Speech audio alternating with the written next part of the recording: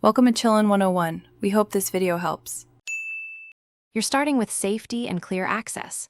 Park level, set the brake, and disconnect the negative battery to avoid electrical surprises.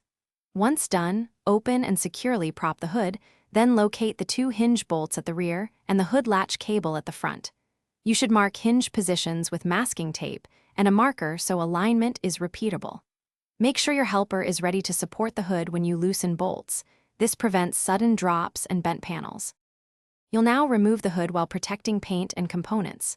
First, have your helper hold the hood steady while you loosen hinge bolts about one turn. This keeps control. Next, disconnect windshield washer hoses and detach the hood latch cable from the latch assembly. These are often clipped and require a firm pull.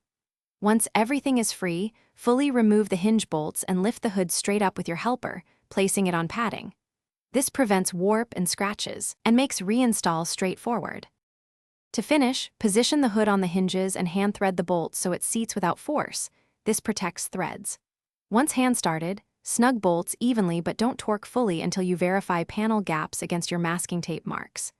Reattach the hood latch cable and washer hoses, reconnect the battery, then lower the hood slowly to test the latch and alignment. Repeat small hinge adjustments as needed. If the hood sticks or gaps are uneven, loosen and shift hinge position a few millimeters until it closes smoothly. Thanks for watching. Consider subscribing if we helped you.